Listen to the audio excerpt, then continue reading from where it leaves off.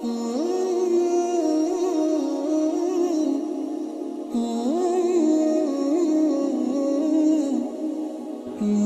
الله الرحمن الرحيم فما أوتيتم من شيء فمتاع الحياة الدنيا وما عند الله خير وأبقى للذين آمنوا وعلى ربهم يتوكلون.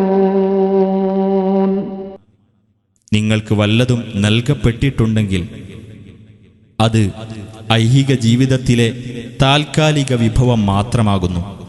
അള്ളാഹുവിൻ്റെ പക്കലുള്ളത് കൂടുതൽ ഉത്തമവും കൂടുതൽ നീണ്ടുനിൽക്കുന്നതുമാകുന്നു.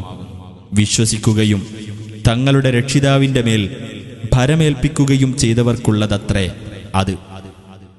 والذين يجتنبون كبائر الإثم والفواحش وإذا ما غضبوا هم يغفرون. മഹാപാപങ്ങളും നീചവൃത്തികളും വർജിക്കുന്നവരും കോപം വന്നാലും പൊറുക്കുന്നവരുമായിട്ടുള്ളവർക്ക്. والذين استجابوا لربهم وأقاموا الصلاة وأمرهم شورى بينهم ومما رزقناهم ينفقون.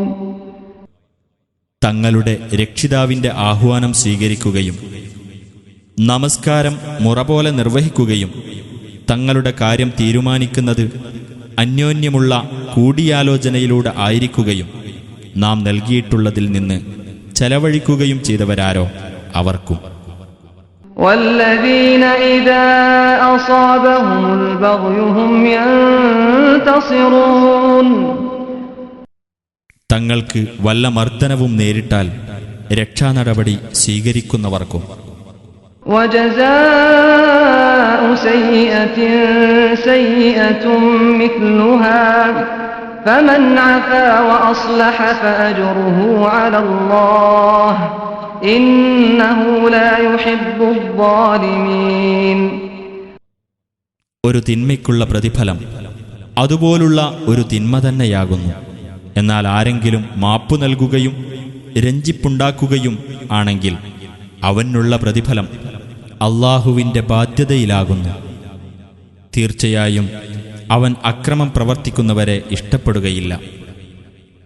وَلَمَنِ انتَصَرَ بَعْدَ ظُلْمِهِ فَأُولَئِكَ مَا عَلَيْهِمْ مِنْ سَبِيلٍ. താൻ മർദ്ദിക്കപ്പെട്ടതിനു ശേഷം വല്ലവനും രക്ഷാനടപടി സ്വീകരിക്കുന്ന പക്ഷം അത്തരക്കാർക്കെതിരിൽ കുറ്റം ചുമത്താൻ യാതൊരു മാർഗവുമില്ല.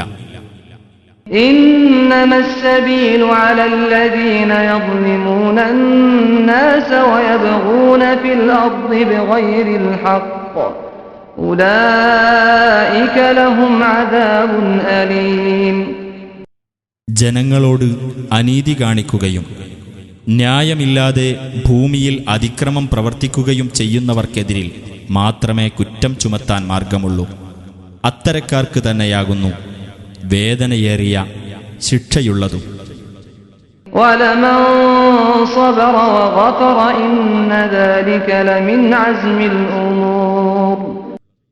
വല്ലവനും ക്ഷമിക്കുകയും പൊറുക്കുകയും ചെയ്യുന്ന പക്ഷം തീർച്ചയായും അത് ദൃഢനിശ്ചയം ചെയ്യേണ്ട കാര്യങ്ങളിൽപ്പെട്ടതാകുന്നു.